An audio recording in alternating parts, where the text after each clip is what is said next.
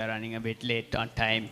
So, first of all, I would introduce myself. I'm Dulana, and I'm a first year. So, technically, I finished my first year. So, I'm a second year VC student from AOD, and I'm also the president of the student chamber. So, yeah, one more thing that I would like to add is I'm part of Gen Z, and this topic that we are going to be talking today relates a lot to our generation. So I'll be drawing in from my experiences and having this discussion with Dr. Theonie. So one thing that I have observed in this digital age is it has brought a lot of awareness to the stage, and we know more about ourselves and the problems around us more than ever. But then again, there is also a repercussion of this, which is hypersensitivity, and people can get lost in online rage and then lose focus of what are the problems that actually matter. So to navigate through this sea of digital clutter, we should talk about something called emotional intelligence. So to talk about that, we have partnered up with the Kalyana Foundation, and we have a very special guest, Dr. Theonie, who has been a practicing physician and psychologist for more than 20 years in the UK and US. So, yeah, over to you, Doctor.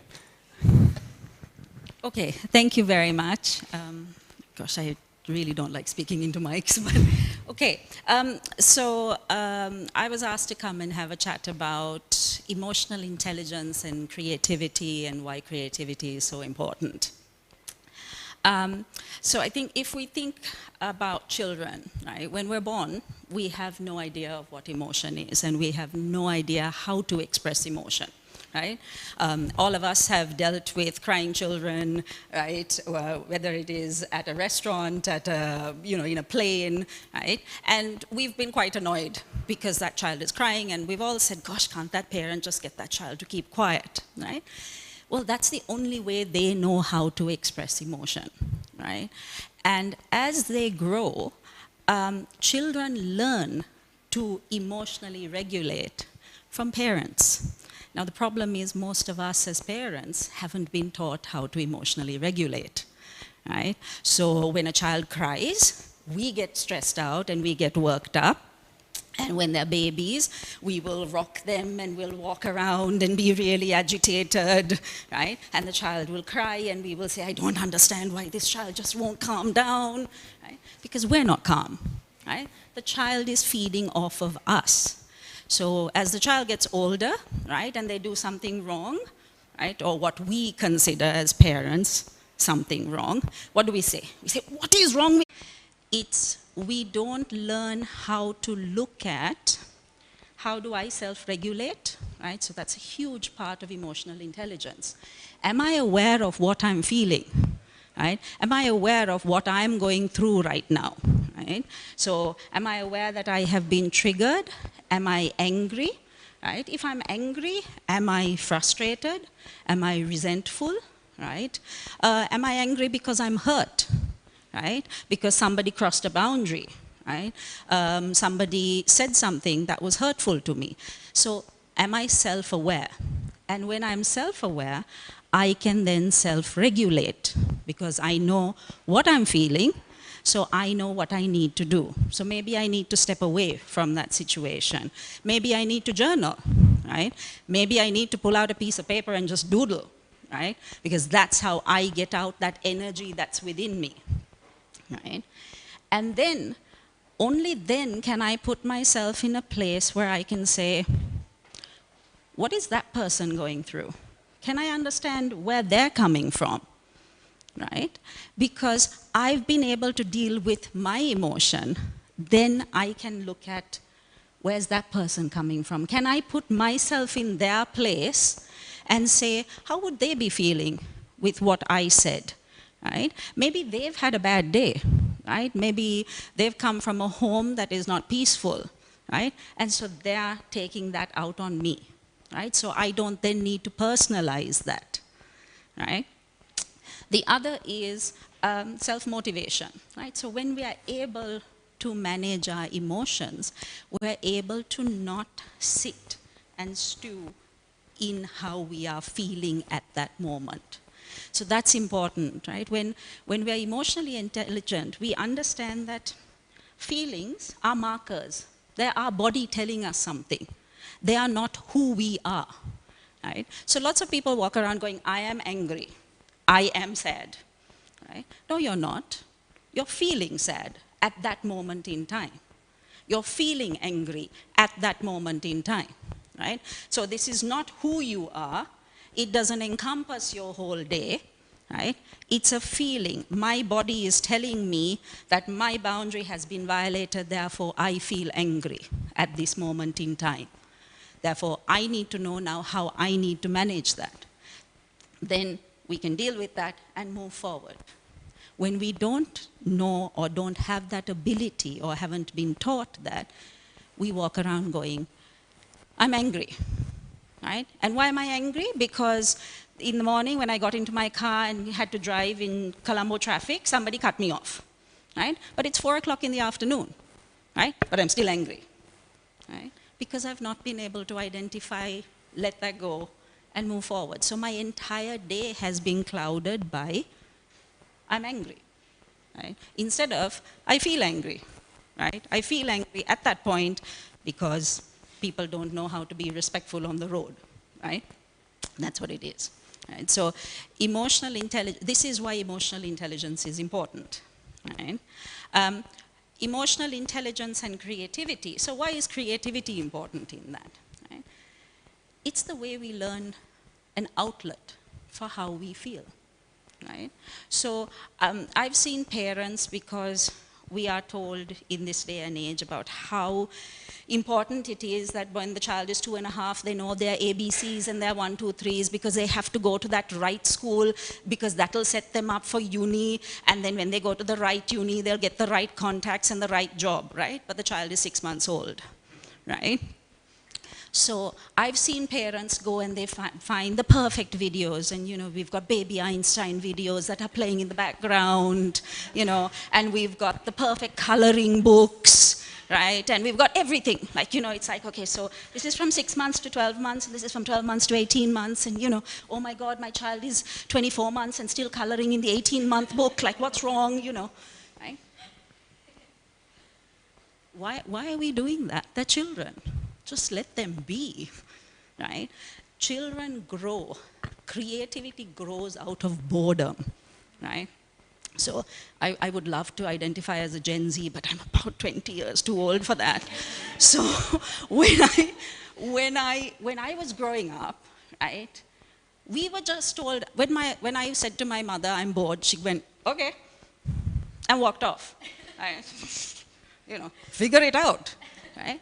And that's how you learn to become creative, is out of boredom sometimes, right? So when everything is beautifully crafted in, like, here's how I want my child to be, right?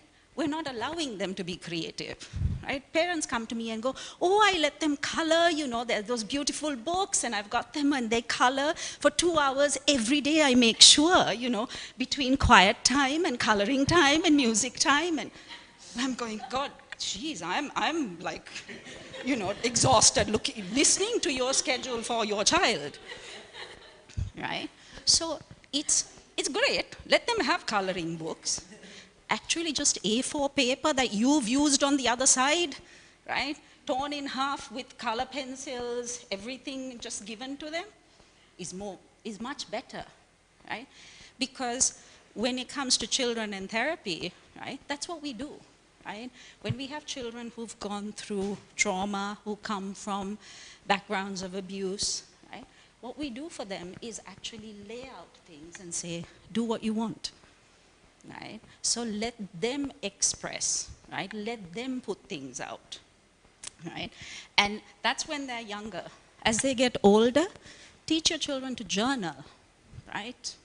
If you don't have children, when you have children, teach them to journal. I teach them how to write, but please don't then go read their journal, right? And then go, why did you write that? Why did you write that about me, right? What did you mean when you wrote that? Right? That's a violation of their boundary, their privacy. And now what have we told them? That we can't express ourselves, because when we express ourselves, our parents get upset. So we can't say what we actually want to say. Right? So it's really important. Creativity is let the children do what they want to do, what they like to do. Right? So some children will say to you, you know, I want to play a sport. Sure, play a sport. Where we want to hold boundaries as parents is to say that, because children do change their mind quite quickly, right?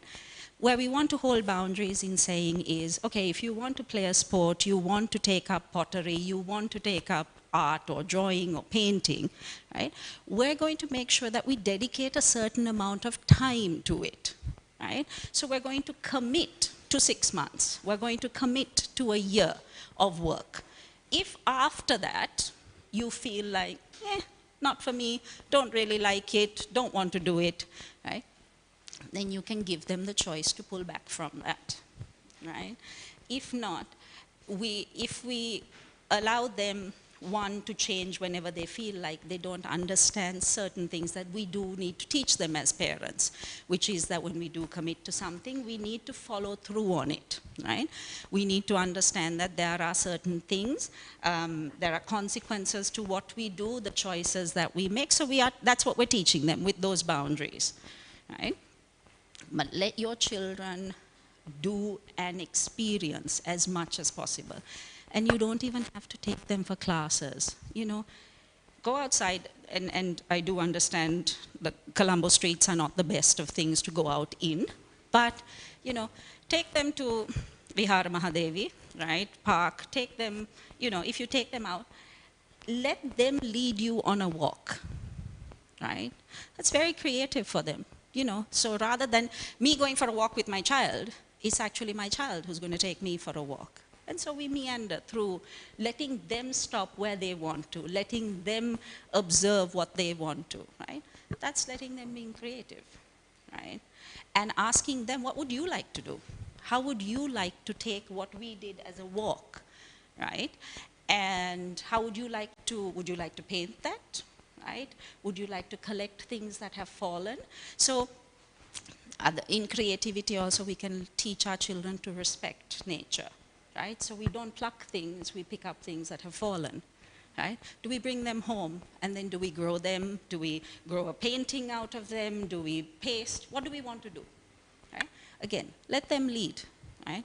When we let them be creative like that, they're able to put out emotion, right? So it's not always us as parents telling our children what to do. Right? So it's not, so today we're going to paint, okay? Right? Ami and you are going to sit down and we're going to paint. Right? It's not that. It's, what would you like to do? I want to spend some time with you. What would you like to do? Right? So that helps us to grow creativity in children. So, sorry, yeah. I hope I answered that question. So we talked a lot about very young children and the role that parents play, but the next step of a child's journey is navigating through school. So can we talk a bit about, I mean, schools, local schools aren't that great for creativity. I was part of a local school, and we were just punished at every attempt to be creative. Like, even in simple things, if we think in a different way, let's say we were doing maths, and the teacher teaches a solution, and then when we were like, can't we do it like this? They were like, no, write this down. So it's not like out there painting or any creativity, it's just that like any thinking at all is being discouraged. So so there's like two parts to talk here. It's like what should the role of a school be in promoting creativity, and in schools that don't promote creativity, how do like school kids navigate through that without killing their creativity off? Okay, so to answer your first question, we're just going to really open up a can of worms there. Unfortunately, because of the culture that we have created. It's South Asian culture, right? But it is global culture as well, in this idea that we have to excel academically in order to be successful in life, right? So when I can say to you that I have graduated, or I passed my O-levels with 9 A's, my A-levels with 3 A's, and I've gotten into Harvard, and I graduated at the top of my class, and so when I can say all that, I'm successful, right? So our parents and our school system is coming from a good place, but a somewhat archaic place, right? So they are so rigid in their thinking that they can't open up to any of the other possibilities. So for example, we don't cater to different kinds of intelligence, right? We cater to one kind of intelligence, right? Which is book knowledge, right? So our school system works on a simple thing that says, how good are you at reading from page 1 to page 300, memorizing that, and then regurgitating it exactly the way that I want to read the answer to that question. So even in that, we're not allowed to be creative, right? So if any of you all have done English Lit for, your O-levels, it's like, it doesn't matter how good you are at your English and how much you may love to read, unless your answer has parts A, B, C, and D, you will not do well, right? So it's coming from that place. So should our school change? Yes. Should our syllabuses change? Yes, without a doubt, right? But as is with what we have called for in the last few months in all of our protests, right? We need system change, right? So we need to have people who have different forms of knowledge, right? Again, so lots of people who are creative, right? So not just people who are academic, but people who are creative as well to sort out syllabuses, right? Is that going to happen in our lifetime? Most probably not, right?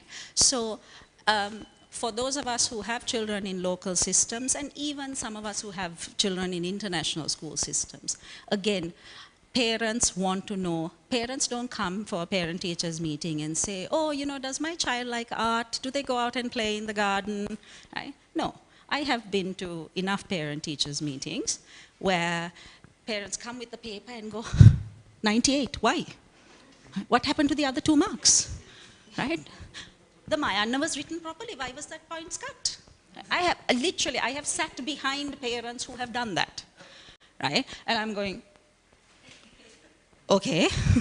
So my questions most of the time to my children's teachers is, do they get along socially? Right? Are they making friends with their peers? Do they go out and play? Right? How are they doing? Are they talking? Are they talkative? Are they out there? Right? And I've had teachers say to me, they are not doing too good in Sinhala. And I'm like, yeah, I know that. I can see that. I don't need to come here to you to know that my child is not doing too well in Sinhala. I would not do well in Sinhala right now, right? So that's unfortunately the teachers are also catering to that, right? They're catering to those parents. So until hopefully we have younger parents who understand the importance of creativity, understand the importance of allowing our children to just be, right? So while as a parent, I want what's best for my child, I don't necessarily know what's best for my child because I am not them, right? I sometimes don't know what's best for me, so how am I going to know what's best for them, right? So that's the reality, right? So we just have to learn to let our children be. So until our schools try to figure it out, which will be generations down the line, right? That's why when they come home, right, instead of having this schedule of like, okay, now have lunch, and then after that we're going for a piano class, and then after that we'll go for Sinhala tuition, and then when we come home, you'll have 15 minutes where you can watch TV, and then instead of that, right, I do understand, yes, some of them need help with, extra help with certain subjects, right? So schedule it but have our children have time to be creative at home, because that's the only place they are going to get time, right?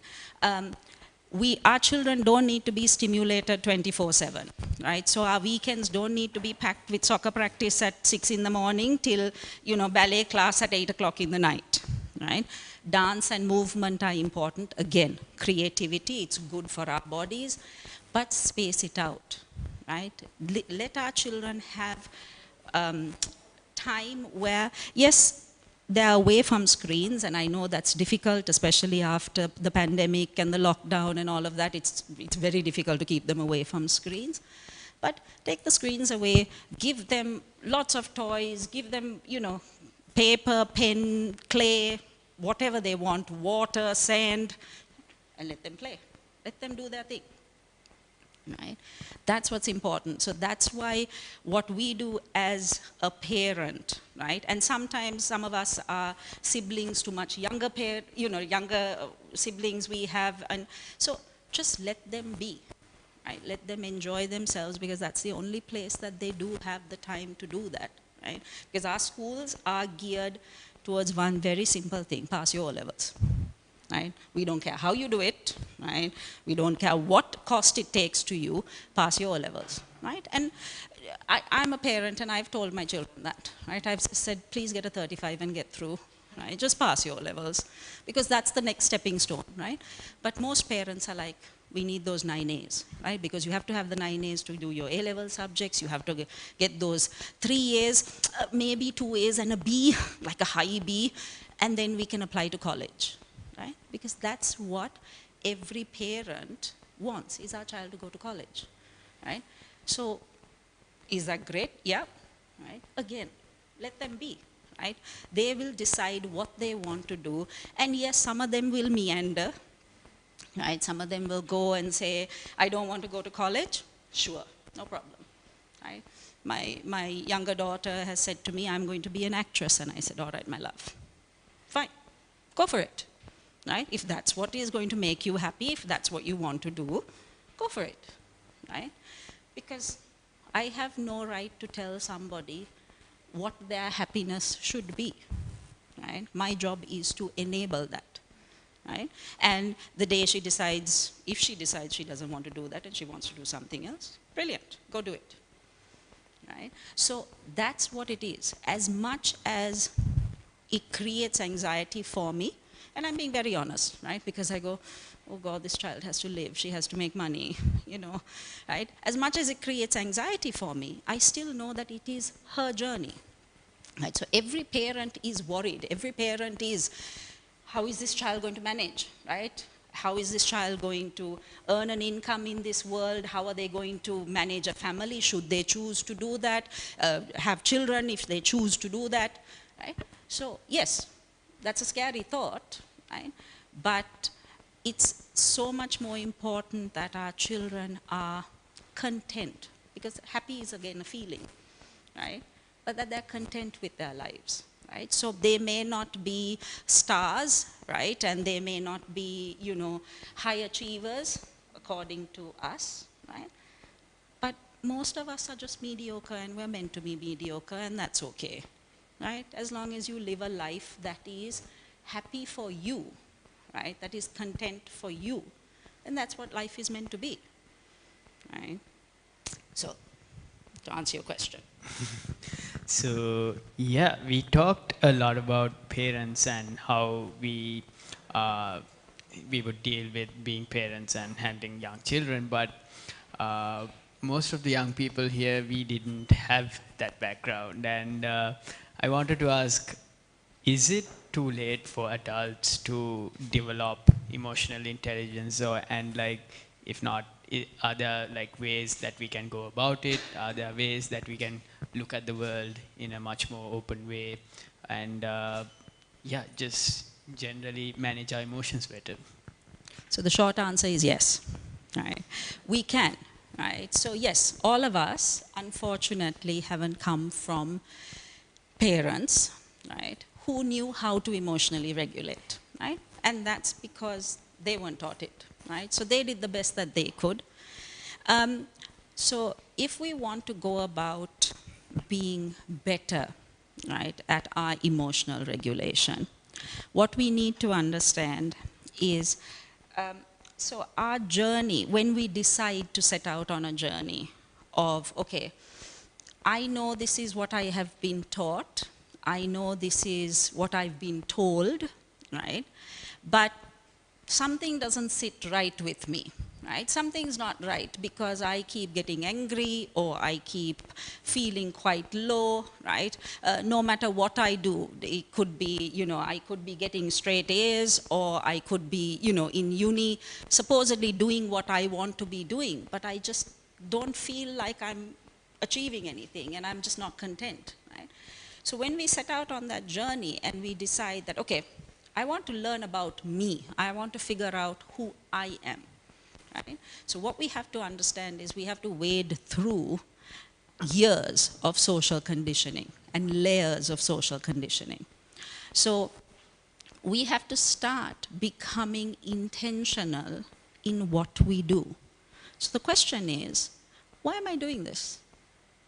Right? Why do I do what I do? Right? So that's the first place we want to start, is by asking the question, why am I doing what I do?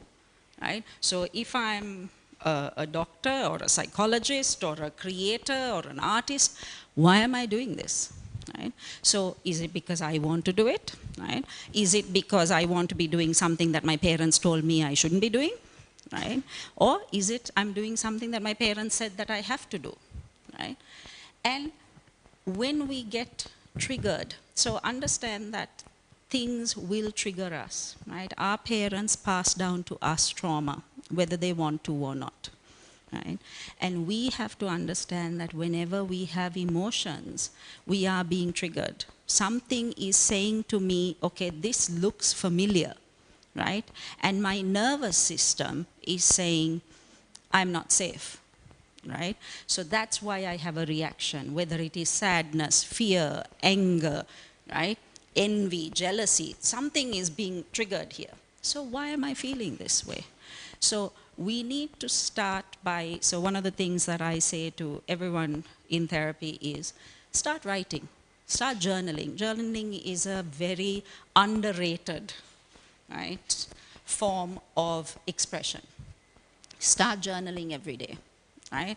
Go there, and there are different kinds of journaling, right? So we go through growth journaling and gratitude journaling and all of that. Before we get to any of that, every day set yourself 15 minutes and just literally spill your guts, right? Say everything you want to say, no holes barred, right? Use all the bad language that you could possibly think of and put it out, right? You let go of a lot of things that we're carrying around. So that's one of the first places that we start, right? Just start journaling, right? And as we journal, we let these things out, and most importantly, when we do that, is that we never go back and look at it, right? That's to be thrown away, right? So we can write that day, throw it away, right? And people say to me, look, I'm not a writer, I don't like to write. Fine, open up notes on your phone. That's a brilliant thing for now that we have a smartphone. Right?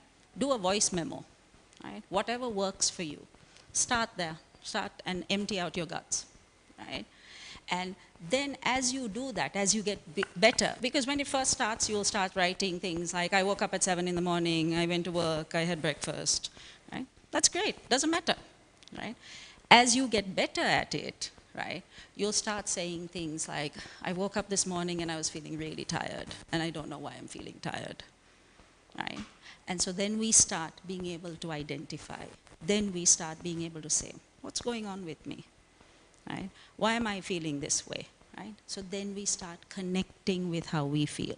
So after that, what we need to do is start learning how to be able to identify emotion. What am I feeling? Right? I'm feeling angry. Okay, why am I angry? Right? Because. Right? And there's a reason. So we write it down. Okay. So why did that particular thing make me angry? Right? Because it reminded me of, right? Or I think that person is, right? So sometimes we get triggered because if we were growing up and our parents kept telling us that us, you're so stupid, why can't you study, why aren't you better at maths, right? When somebody gets angry at us and yells at us, that's our trigger, right? So then our sense of self plummets at that point, right? So we feel angry, but that's more from a place of hurt, right? Our self-esteem is down now because we've made that connection that we don't need to make, right? But that's what mom used to say, so this person is thinking the same way, right? So when we start making those connections is when we start improving our emotional intelligence, right? We start becoming more aware.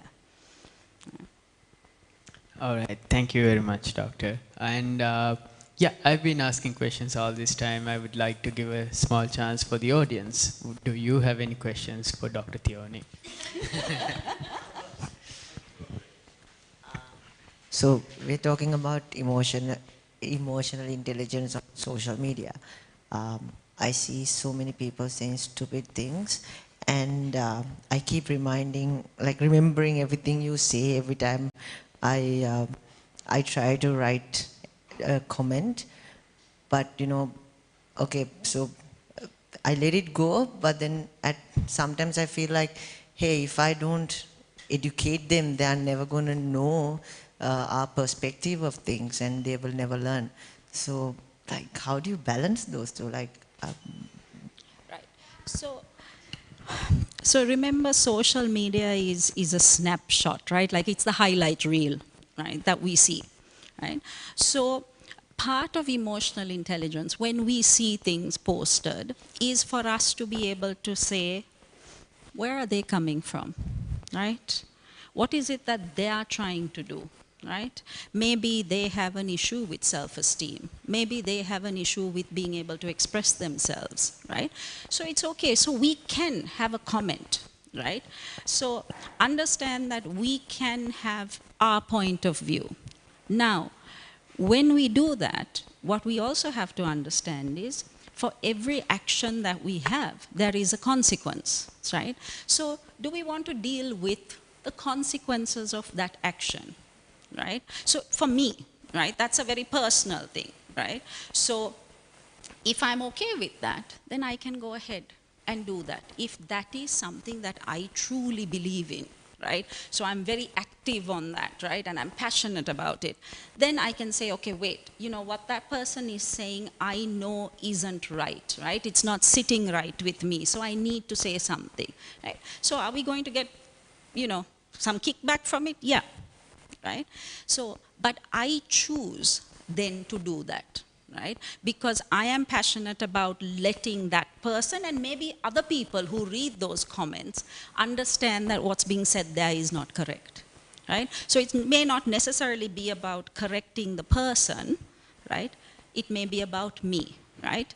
Because when we understand how difficult it is to change ourselves, we understand that we can never change anybody else, right? We can't. We simply cannot change other people, right? Because changing ourselves is a battle in and of itself, right? That we fight on a daily basis, right? So it's for us. Whatever we do on social media, when we comment, when we say something, when we like something even, it's more about us, right? It's me saying, oh, I resonate with that. I understand that, right? I see what you're trying to say, right? So it's more about me, right? So we can say that, right? And understand that, do I want to deal with what comes after, right? Am I passionate enough that I will spend time to do that? Or do I look at that and say, where is that person coming from, right? What may be they going through, right? That they have to say something like this, right? And so I can look at it from that perspective and then step back and say that's not something I want to engage with, right? So that's a very personal choice we make. Can I? Okay, cool. So recently I was at Commons and having dinner with my godson and the mother of the child, and his phone died while we were eating because he needs to constantly look at the phone, cartoon or something, and he was coming after my one.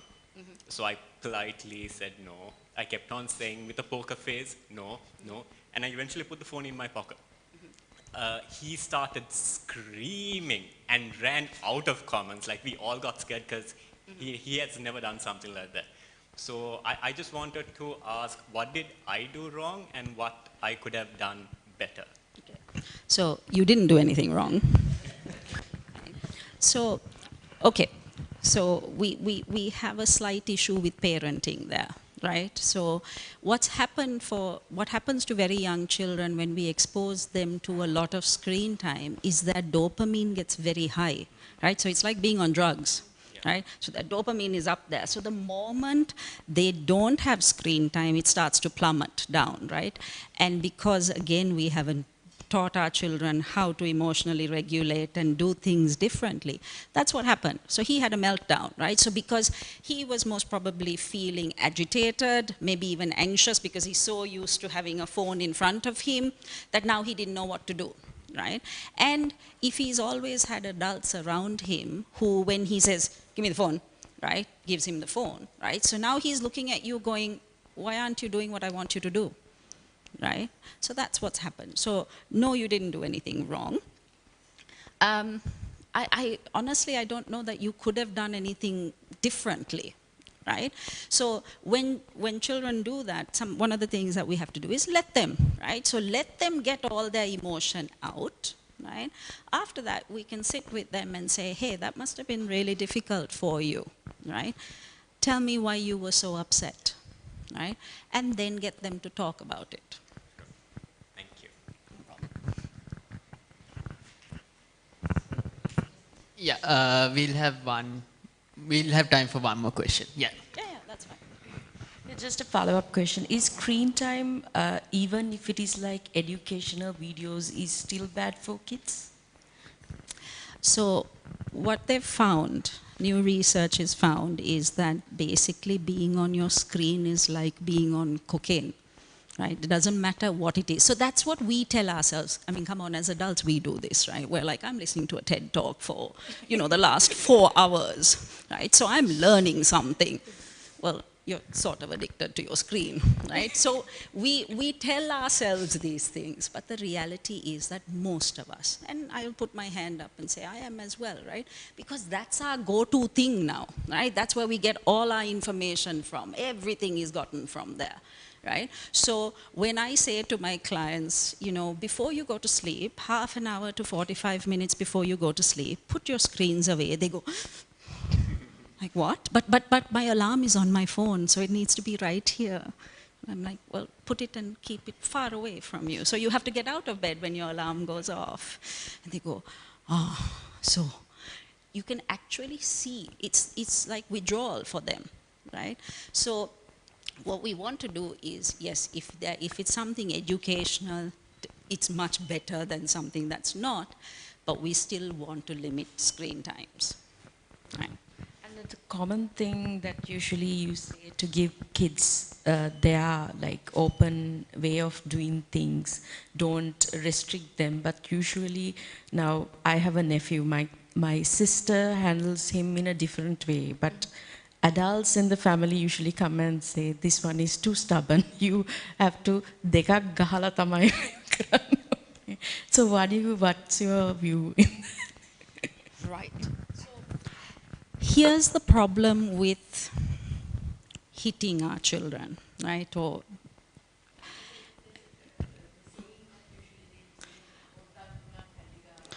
yeah, then well, I can quote the Bible and say, spare the rod and spoil the child. Right? So the problem here is that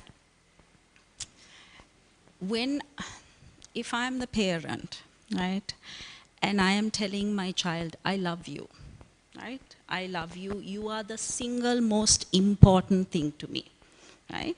But when you do something I don't like, I'm going to beat you, right? So that beating is coming, but I love you, right? What's the danger there? They grow up, right? If you have a daughter, she will meet someone, right? And when he gets in her face and goes, who the bloody hell do you think you are, right? And actually hits her, right? And 2 seconds later says, but I love you, right? So what does she know? Right? She goes, Mum loved me and hit me. Right? So this is okay. He also loves me and he hits me. Right? What do people know? Right? And now I'm being very stereotypical. It happens the other way around. Right? I know enough men who get beaten up by their girlfriends, wives, right? Right? Put up with physical, mental, emotional, verbal abuse. Right? Why? Because it was okay when I was growing up. Right? And these are the people who say to me, I would die for you. Right? I can't imagine my life without you. You know, you are it. You are the most important thing. Right? But yet they hit me. Right? So a man doing that to me or a woman doing that to me is acceptable. That's why. Right? So as parents, look, let's take a step back. Parenting is bloody hard. Right? It's just a really difficult job. Right? There is no manual. Right? You bring your own trauma into parenting. You get triggered by your children. Right? And it's every child. So if you have more than one child, you have different people. Right? So you can't parent one the way you parented the other. Right? So it's a tough job. Right? But our job is to say, hey, here's the boundary. Right? Within that boundary, you can do certain things, right? You're not allowed to cross those boundaries, right?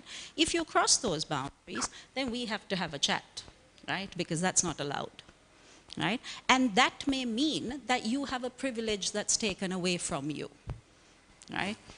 So if you're supposed to be home at 10 o'clock, right, and you choose to ignore that, right, there may be a privilege that's taken away from you.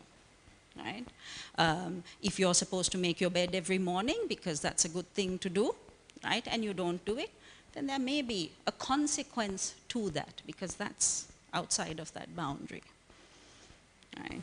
So, yes. Is there any space for physical disciplining? No. Or is it always wrong?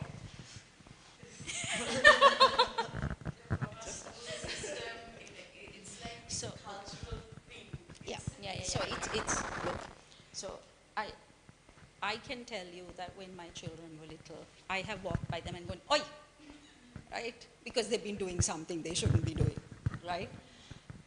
But the reality is, you know, where do you draw the line, right? Where do you say this is okay and this is not? That's a very blurry line, right?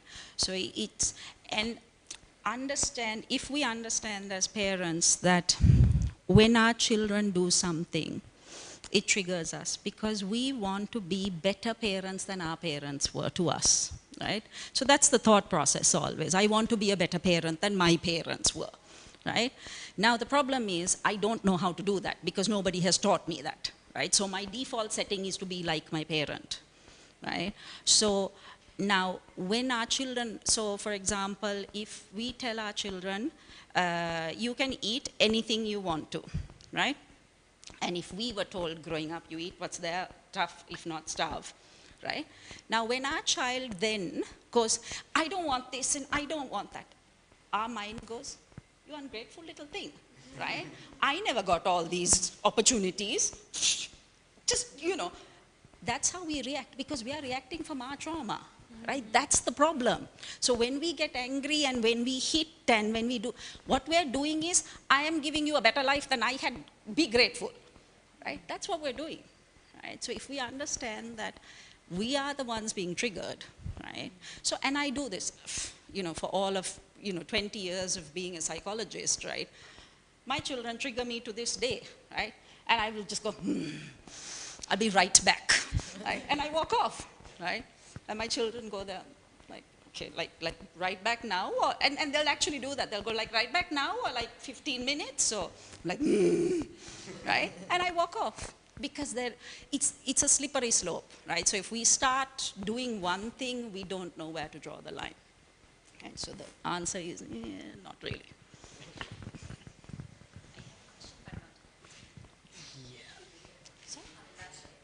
Yeah. Really sorry about that. We are running way behind schedule. So, so yeah, that was a very insightful session, and we talked about how to be better parents and how we can self-reflect and how we can adjust our trauma that we went through. So, thanks a lot, Dr. Theonie, to like talking about those topics and giving us that advice. And yeah, anything you would like to add at the end? Is there time? No, I'm just kidding. No, it's just, look, understand that the more we become self-aware, the more we spend time figuring out why I do what I do, right? That's where we start. That's the path, right, of figuring out what do I want to do in life, how am I feeling, right? In every aspect, right? So becoming more intentional. So living a life that's intentional rather than, yeah, I'm alive, right? So I'm around, right? Rather than that, right? So in that we are able to find our purpose, right? Be better able to manage our emotions, regulate our emotions, right? But that's the start, okay? And there is no perfect, right? Please get rid of that idea from your heads. There is never a thing called perfect. There's progress, there's no perfect, right? Because as we talked about in the last session, right, where I was sitting here and I was listening, is we are different people, right? You are different today than you were yesterday. Forget years ago, right? So we are constantly changing, constantly evolving. We decide whether we want to grow or not, right? So when we don't ask the intentional questions, we stay in one place, right? So we exist. We wake up in the morning, we go to work, we come home, we exist. When we ask the intentional questions, we know why we do what we do, right? And therefore, there is room for us to grow because we know the moment something isn't sitting right with us, we can change it, right? So that's what I would leave you with.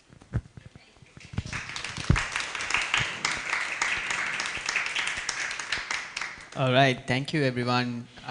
Thank you, Dr. Theonie and Kalyana Foundation, and thank you everyone for being here, and hope we answered as much questions as we could with the time we had.